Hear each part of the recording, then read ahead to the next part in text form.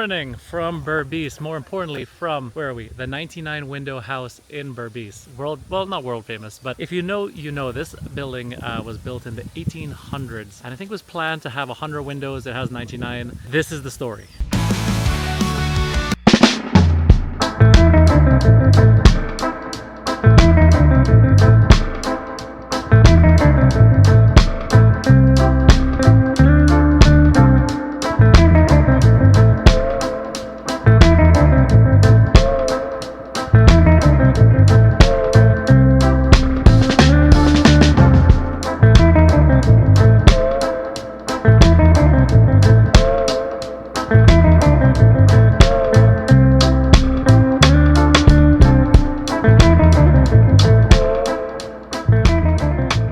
They've just endorsed this as a Guyana tourism site because it is a part of our history, right? This building is almost 200 years old, and it's look it's a little bit, as you'll see in the drone shots and the walk around, it's not in the greatest shape right now, but there is a plan to rehab it and bring it back to its former glory. And there's actually a way that you can sponsor a window, right? They're looking for 99 sponsors, one per window, and we're about to go do a little presentation from the team here. There's also like an agri-tourism thing, so they've got a little farm, they've got another house here, and I don't know, I cannot wait to go have a little walk around this like majestic building. Again, you got to appreciate, right? Like you go foreign and you see a castle that's a little bit broken up and you're like, ooh, a castle. You have to have the same appreciation for this building here. This is basically Guyana Castle. This is a Berbice Bashment Castle. Good? Good. All right, let me go look. Okay, we're about to do like the formal presentation from the team, but let me read you something I just found online. So, though crumbling, the house of 99 windows stood as a symbol of status more than 100 years ago. In the 1800s and early 1900s, to construct a house with 100 windows and furnish it with more than 14-foot dining room table were ways of showing the society, like, you know, showing your high status in this world. This was true of the Hicken family of Berbice. They built a massive house with 100 windows and furnished it with a dining table stretching over 14 feet in length. So right in there somewhere, probably right in the dining room, 14 feet. David Fraser, on the heir of the house, said in an interview that he had read a bit on the building from some aged records that are totally destroyed now. He's unable to learn all the details about the history of the house, but remembered some details. And I quote, "My father worked with the Hicken family for many years. Edgar later married my father's sister. The Hicken family also had a company I worked with in 1958. Our family was close to the Hickens, and so they gave me the house out of goodwill," Fraser said in outlining how he inherited the house. So the current custodians inherited this back in 1958. Goodwill. Goes to show it's who you know in this world, and be nice to everybody. All right, let's go see what the team has to say. And actually, no, there's one last piece we got to go over, which I just found. The house here was actually originally built with 100 windows, but that would later become 99, which remains the same today. Fraser noted that he would like to dispel the popular misconception that Guyana's former president Burnham was the one who ordered the window to be shut. So it was built with 100, it's got 99 now. Well, to be fair, it's probably got a couple more holes in the wall, but that's fine. And yeah, so one was boxed up. So we got the house up there, but you know, we're a animal loving channel here. Hello, buddy. Hello. Love a macaw. Come here. You gonna say hi? No? Okay. Okay. Hello. Okay. Okay, you're scared of the camera. Okay, sorry buddy, sorry. I'm not trying to scare any animals in here. Now I did spot something. We've actually got about 20 minutes left before we start this thing. Fun story. So we were in the first bus. The second bus had a blowout tire. I had to stop and change that. That took a little bit. Okay, so we're going under the house. And look at this. I know you guys on my channel love... Ooh, kitty cat. I'm not trying to scare you. You guys love a good old Land Cruiser, Land Rover. That's got to be 50, 60 years old at least. It's going to be like a Series 1 or... maybe a 2. No, maybe Series 1, because I think the 2s had lights there. Very cool. Definitely older than Bob Marley's that we saw in Jamaica. A lot of people spend a lot of money for sunlights in their houses. This one comes with it. Does that count as a window? All jokes aside, this is a heritage site, right? So, which will be redeveloped soon. But this does give you like a really cool insight and look inside of how grand this place was. Like, for instance, look at the way those beams were made. You do not get carpentry like that anymore. It's actually spectacular. Let's see if we get closer to the... Let me see if I get a little zoom for you guys. See the way that's made? Phenomenal. Very cool. I do like a little bit of good woodwork. So I think that was really important to kind of like, again, drive home the idea and the fact that, all right, while it is in disrepair, it's 200 years old, but look at the finer points. Like that woodwork on the columns or the bit there. See, this is what the house looks like from the back. This is what we call a live action museum. It is something in development for right now. All right, let's go take a chill pill while we wait for this bus to finally arrive. Oh, it can't be that old. It's a PEE. Mine is, for the more astute viewers, you'll know that mine is a PBB, so mine's been in Guyana longer. Maybe this is like an 80s one then, that came to Guyana later. I don't know. Very cool. Efforts here, so we're happy to be on board. I want to call on the general public to support this. I think it's a really cool building, and you know, it could certainly do with the with your contribution to bring it back to life. Definitely, I will definitely sponsor one of this window. But yeah, the name will be on the ARD window. The ARD window. I sponsor one. A power window and a golden window. Yeah. All right. But how much I like window? the sound of that. I think we gotta get that from Maria. I'm not sure what's going to be yet. I'm sorry. Do you want to? Oh, finish. Something to note. Alex look pretty much like Mr. Fraser. I wonder if he has something to do with it. I might get a discount. We'll see. A man after my own heart. More. We're talking the snacks already, or what? Same. When I come in places, I don't really eat before. No, agreed. My entire channel is me going to things and eating for free. Alright, That look good though. So we got cheese roll, pine tart, Solara, fruits, like a sausage roll on plantain. That's what they call it, bakaban. A what? Bakaban, it's made of plantain. And it was in the middle. It's like a crust. No, what was this? Sorry. Chicken? It can be made of chicken or fish. Okay. Cool.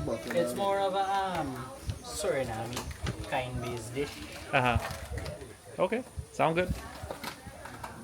And then So it's what in this chicken or you know? mystery meat. Alright, good. Again, you guys know the rules. We're going somewhere, we gotta eat. Of the Department of Tourism, Ms. Sonali Raghuveer. Executive Director of the Tourism Hospitality Association of Guyana, Mrs. Oslin Turton. Representative from the University of Guyana, representative from the FAO, representative of ICA, members of the media, tour operators, special invitees, ladies and gentlemen. Good morning. I hope I didn't forget anyone. My name is Lisa Williams, and I proudly serve as a Product Development Officer at the Guyana Tourism Authority.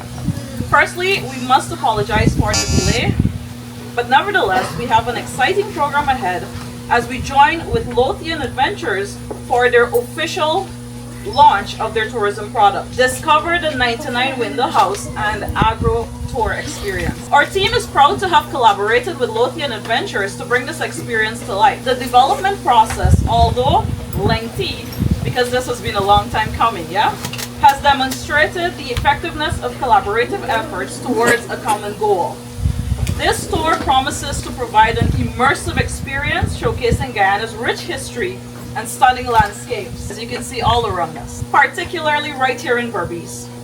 Before we proceed with the program, I would like to first invite Mr. Lake to provide safety briefings for the day. Thank you, Madam Chair, and good morning, everyone. My name is Lake Narayan Magrat, and I am a lecturer at the University of Guyana Berbice campus.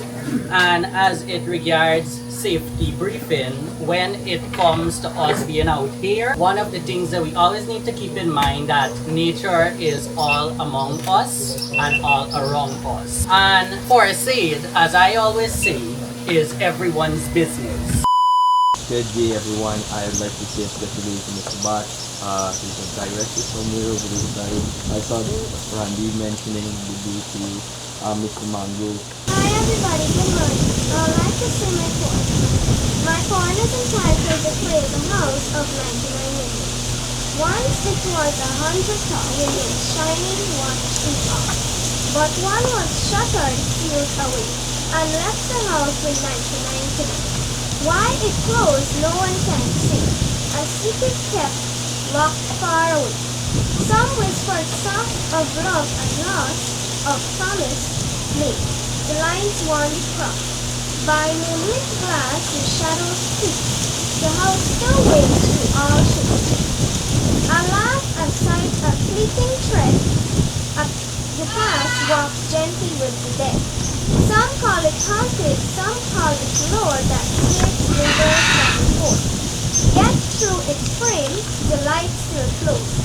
A decaying where the mystery grows. 99 eyes, both proud and near.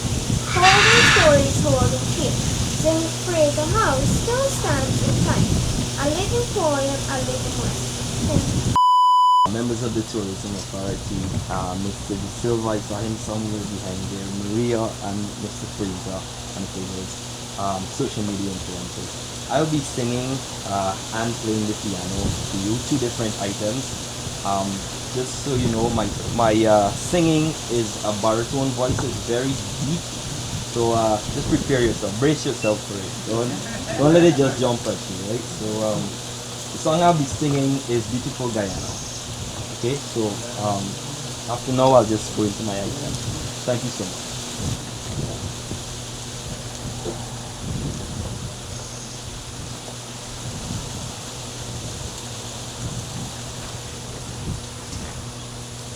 There's a land just off the Atlantic, land of jungles, waterfalls, and sweet scenery, where poor people farm the lands and hunt the waters, and all live in peace and harmony. And this is Guyana, beautiful Guyana. This is Guyana, beautiful Guyana. Diamond seekers go in the interior, pulling their creoles under the fall, singing sweet calypso as they heap on their way to dig up the diamond and the gold. David Fraser, Miss Shirley Fraser, and my mother is Alexander Julian Fraser. Talk away some of the white. So I'm quite excited, I'm quite thrilled to be here, and I'm so happy that I have the support from the Ministry of Tourism and their Tourism Authority, Candace and Lisa. Thank you so much for the support. Well, I know you guys have heard of the Fraser's house, or probably the haunted house, or the house of the haunted and the 99 windows, right? How many of you think this is haunted? Let me see my hands. The spirit is afraid of me when I look at it. Well, so let me just give you a bit of the background of the house, and I'm going in no order right now today. I'm just going to throw it when it is normal. So this house was pretty much built in the early 1800s by the Higgins, which is Edgar Higgins and Victor Higgins. So they had several plantations around the country. The one that we're here is called East Lothian, right? East Lothian, yes. There is Ibini Ranch, which is now on the soil cultivation, Dalanawara Ranch, but I was sold to some other family. We have the one at Myconi, which is Drill Estate, and Vichy Park, and of course that was sold many years ago, changing family and so on. Alright, so here we have the front view of the house. This here, where the car is actually parked, is the driveway. And we have the first step, which is connected to the first floor. When you get into the first floor, it's pretty much an office, which used to be my granddad's. He changed it to his office, where he would be there with his shotgun, looking out for anybody out there. If you don't like somebody, you just put up 2 rungs or so on, and then, chase them away, or they scoot up the road, or scoot it. When you get into the hall, is a big open up area, 14-foot dining table that was there, and we had good, parties, grand balls, and so on. Back then, again, what he told me is that only friends and friends of the family, elite persons, used to be at this place. But if you notice something about the house, what do you notice? Going solar? Yeah, well, you got solar, yes. Anything else besides the window? So you see those little things out there? Those are shingles, and they're wallable shingles. The reason for shingles is basically to protect the interior part of the house. Of course, it's like a weatherproof. Today, we don't really see houses that have shingles, only colonial houses. And there was the simple reason, because of the weather, to preserve the wood as well. So the house is actually made of green heart and pitch pine, or what's it called? Juke wood, right? And pine wood is something that you've been seeing now on the market. But pine has a nice smell. So imagine when it's around Christmas time and you polish the floors, you have this nice Christmassy kind of feel and scent. So that's basically when you go into the house, that's the smell you're gonna get with the pine mixed with the polish. But follow me. So this part was pretty much, fell after a period of time. If you go up into the second floor, there are pretty much 3 bedrooms. The front here was a sewing room. My great grandmother, she basically used to like sewing, making, uniforms or outfits and so on. So she spent some time there. And then we have the attic. My great granddad, which is Dr. Fraser, he had his little, library there. Lots of books with animals, snakes and caimans. I don't know. I think it runs in our blood, right? When it comes to wildlife. Let's go this way. Ooh, shade. Yes, it feels better underneath here, right? So if you look, you still have the doors, you still have the jealousy windows, and part of the house is a mixture of intricacies when it comes to the Demerara shutters, the little drawings or engravements on the windows. Even inside here, you can see, because this entire house was pretty much French architecture and Dutch built. So you can imagine the influence if you look back in the 1800s, how they did it. And fun fact to mention too is that the house was actually built in sections. So it started off as a little bungalow house, where they brought wood from right in front of the coastline there, which is right there. And they brought it in via horse cart or the cows and so on. And they slowly built it. So you can see different beams basically tells a story, the attachment of it, and then they expand it. It took them about 2 years, 2 to 2.5 years to complete this entire structure. And if you realize that you had to take like about 10 minutes to drive in, well, not 10 minutes, it's actually less than 10 minutes, but the road is a bit bumpy from the road coming. So this particular house, it overlooks the entire estate. You have the sugar cultivation at the back, you have the rice cultivation on both sides. In front used to be the pastures for the animal, and at this is at the back here you had the cattle, sheep, goat, all of that happening there. And to the north, you had the aquaculture happening over there. So each one of the floors can basically overlook all of the particular agriculture component that was happening on the farm. And besides that, we were under the nice little jam rock there enjoying, some good breeze and storytelling. So let's go this way. I have a question. Yes. I know you guys are in the process or in working out the logistics to refurbish.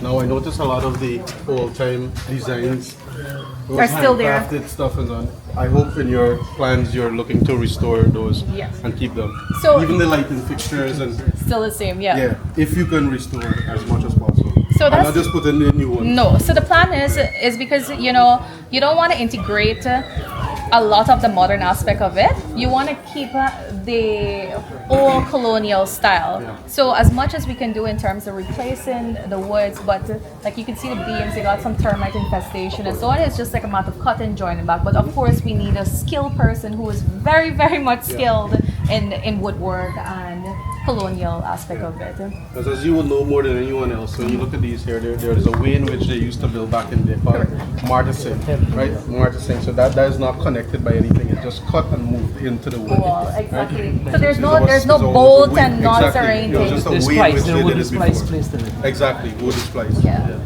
So everything, you literally don't find any nails practically in this house. Because that's the way. You maybe the flooring. So the floor was pretty much green harsh. But interestingly, like, at the back we had a kitchen. The kitchen was a whole building by itself, and that was the first part that fell down. So you can imagine how, you know, time has changed and how, you know, construction happened, you know, construction shifted. Because even though when we have like heavy winds and so on, new houses that go up, it fall on before the 20 years. And this is over 130 years. So it tells you that the foundation is still good and it could give you another 100 years plus more. Wood houses is always the best because it's cooler. The windows are pretty much for ventilation, and I guess that's how they have 100 windows in a hole, because back then, the Dutch, they were good in dikes, canals, and so on, but they also observed their surroundings because they use a lot of, you know, astronomy, basically to communicate, well, you know, the stars, the moon. They can look at the sun and say, hey, this is what time, you know. They can look at the moon and say, well, when we're going to have rain, and so with the wind as well. So I guess that's how come the house has 100 windows, you know, by adding on step by step, just for a basic ventilation part of it. The staircase going up onto the second floor. It's pretty much still intact. The bathroom, there's an overhead tank. We have the 2 vats over there, which basically stores water. It still can use, it still acts as a storage. And I would say the original owners of the house still lives in here, and those are barn owls. They've been here, we've removed them, but they still live there and they still live above the tank. So nighttime, if you want to do like a night tour, you can get to meet the 3 barn owls that are living up there. And I think that's one, they basically contributed to the whole creepiness of the house, because when I was like, I used to live in this, where you see this room here? It's basically connected. So my mom in the middle, I used to be the end. So you imagine going to bed like 8 o'clock in the night, and then you see an owl or you hear this screechy song. Obviously, no, it's like a scream. It's not a hoot, it's like a eerie kind of scream, right? Then you'd be like, nah, this is haunted. Then if your place is completely dark, and you probably hear, you know, the breeze blowing in a window, making a noise, or, you know, back the colonial houses, zincs had this like somebody walking and so on. So that used to be a bit creepy, at least from my experience. But I can tell you though, I know you guys are talking about the haunted aspect of it. So when I was little, going up the staircase, you meet a wall. You walk up, there's a wall here. And there was this painting, and he was all green, and we call him the Fiddler. Now the Fiddler, he had this look, it looked like Dracula, to be honest, right? And he had this eyes looking at you. So every corner that you look, that turn, you had the eyes on you, right? So you're already done freaked out by this painting.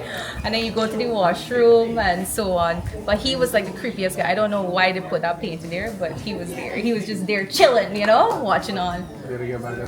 We do have that painting actually, it's still there. Because when we had moved across from here over there, we have basically took all the antique furnitures with us. Because it doesn't make sense that you leave it here and it rotten. So I still sleep on the beds with the posts engraved and everything, the sort like that. So the plan is when we restore, renovate, and we do have that Airbnb experience, you're gonna basically feel like you're back in the 1800s, you know, on the beds. I know for sure the beds are this high, so every time I gotta jump onto the bed, right? I do have like friends who would usually stay by, and it's like, hey Maria, can I have a stool at least, because I can't get up on the bed. So it's pretty much high. Yeah, so any questions for me so far? I know I've been talking a lot. Nothing? No. All right. Pretty good. All right, so this area, you see the chandelier, this is pretty much an open concept. Huge Persian carpet used to be here, and that's where they had all the parties. Now, I wasn't allowed to go to the parties because I was a kid, but I used to come downstairs and drink the jamun wine, which I do make, by the way, and I do have, well, I don't have right now, but maybe next year I'll have more in stock. And the big Coca-Colas, glass bottle drinks, you know, used to, as kids, being kids, going on tea for some and drink, right? But that was part of it. And then the dining table, 14 feet, as I told you about. So we had grand family breakfast.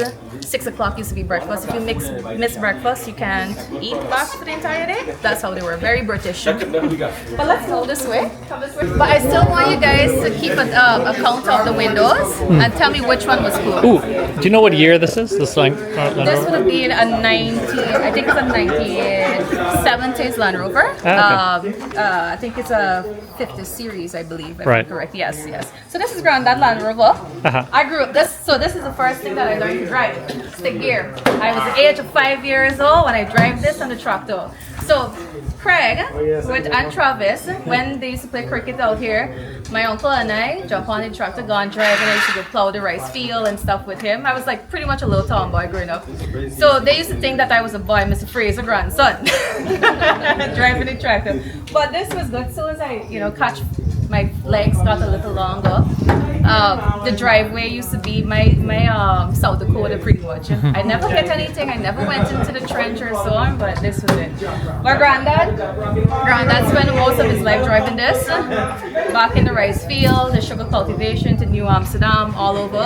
And he would used to pick up all the kids along number 19 road because back then we didn't have much transportation on the road. And so he would stop, load them up at the back, drop them to school, and he made it his duty, right, to pick up every child and bring them back home when school is out. So when he picks me up from school, he also do the same for them. So like I said, he loves kids, he loves people, and he's like Father Christmas, I would say. Do you think he would sell it? No, I doubt it. I think we're gonna fix it up. Maybe not restore fully, but get it there, as a display, because it's his thing. He doesn't want to sell it. Yeah. So here is the back of the house. We had, be careful, we had a back step here that pretty much lead into Dr. Fraser's, I would say, lab or office. So being the first vet in Guyana, he had to turn some part of his house into his whole lab. So he had his own accoutrements and instruments and so on, this section. Toilet attached to it as well. So he was a busy guy, always out on the go. He spent 2 weeks here, was quite long. And then he would go into Dananawa Ranch most of the time, because he was one who actually contributed to Guyana's development. He was a pioneer vet as well as a crop breeder and livestock developer. He, alongside with others, they worked on the cattle trail, which you guys would know, it's up tomorrow going through Rebini. So he worked hard for Guyana, and of course he brought in many of the different animals in terms of breeding, whether it's the sheep, the goat, the cows, and so forth. So he had his workstation pretty much here. I think you might find some of his things still existing. If you go into the tree house, there's a little bit of the exhibit, where you find things that like brass, Dutch bottles, his rock collections, and of course his hat, or his helmet is still pretty much there. This part was the kitchen that I told you fell down. Was actually the newest addition to the house and the first to fall down over time.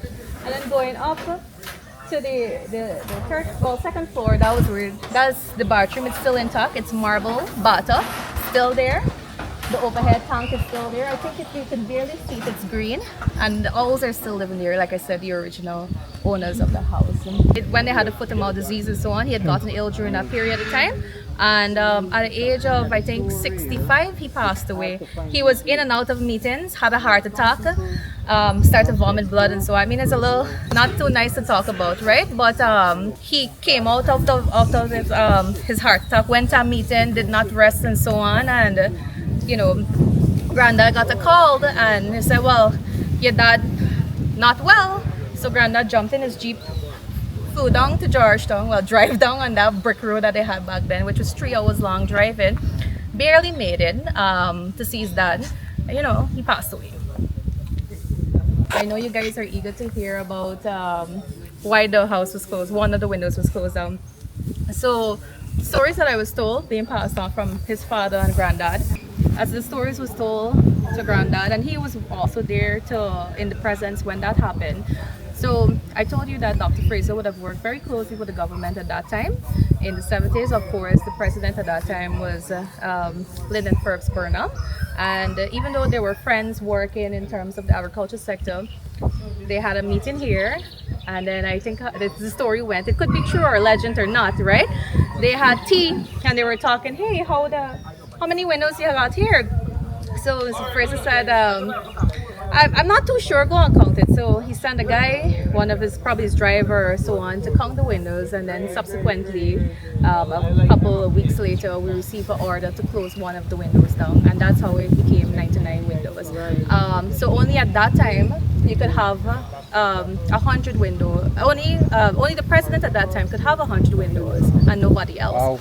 But when you look back now into, if you look at UK, because Great Britain and the whole, windows back then, having 100 windows or more was a symbol of status in society. And I guess it maybe conflicted with the agenda of the government at that time, right? And that's how come the Great Britain has the tax on windows. Now you have, if you have a more than 100 windows, you have to pay a tax. And that's how the tax law came about. So that's basically the very simple story of why one of the windows was closed down. But if you can show me or tell me which one of the windows, I know the house fall apart, but I give you an easier thing. It's on this side. You can, yes. So if you follow me. I think I can take it. No? Which one? The one with 2 holes? Yeah. That's right. That looks like it. Look like both holes? Yeah. So I think Rhonda probably shot. Actually, it was a shuttle window. It was like one of these Right, windows. there's one like this. Oh. Yeah, so this one was sealed off. So that's So that right there is the shut one. 99. Ah. It's still there. So the plan is when I restore, I'm going to keep the window closed still, but I'm going to put it at the bottom there, you know. This was the window that was closed down. Nice. Boom, history. All right, what do you think of the tour? Give it a rating. With the building in the back. So right now, I think the tour is off to a good start. I think with what they're launching today compared to the plans they have to develop it even further, I'll give it a fair, I would say 7.5. You know, a fair 7.5 because I know with the plans they have to improve and expand, it can go all the way up to a 10. So, but I really enjoy So what I'm hearing, right, and what I would do, which I would do, is come now because it's very fairly priced. Yeah. And then come again. Yes, And then come again. I would say come now, because you know 6,000. Yeah, 6,000 you can't beat that. Yeah. You get to spend like a couple hours in a farm if you want like an entire day experience. But also a Guyana heritage site. It's a Guyana heritage site. Everyone knows this place. Exactly. Well, no, everyone knows it, but no one knows it. Don't know it like we do now.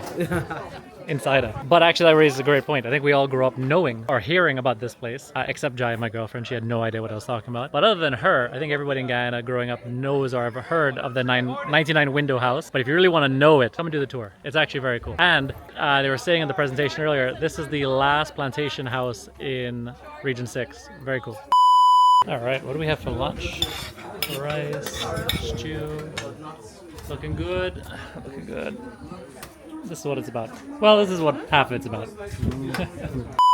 Guys, tummy full, had a full-on experience. Got to see a little bit of the farm, had a little walk around, saw, again, the famous 99 window house. And we know a little bit why it's called 99 window house now. Well, part of the lore, at least, because the bit that I read you earlier suggested it wasn't that, but then the guides have suggested that it might be that. So, I mean, we're going to take the guides for their word, right?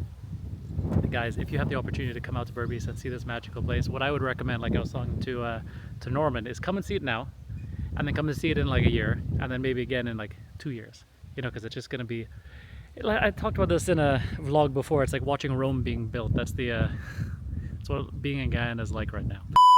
Who are you? What are we doing? So my name is Usha Dalu. I am a member of the Lothian Green Guardians.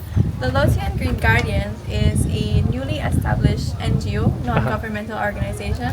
It's charitable, non-profitable. We mainly focus on sustainable development, sustainable agriculture, community empowerment, and ecotourism. So is that kind of what we're doing here?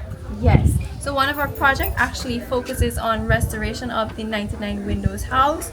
So through this NGO, we seek to gather funding internationally, nationally, locally, to restore it, to modernize it, but also maintain its history and its memories and the stories attached to it.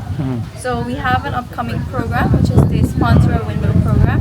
This program would allow you to donate towards purchasing a window, and it has its perks. There are various categories in which you can sponsor ruby, diamond.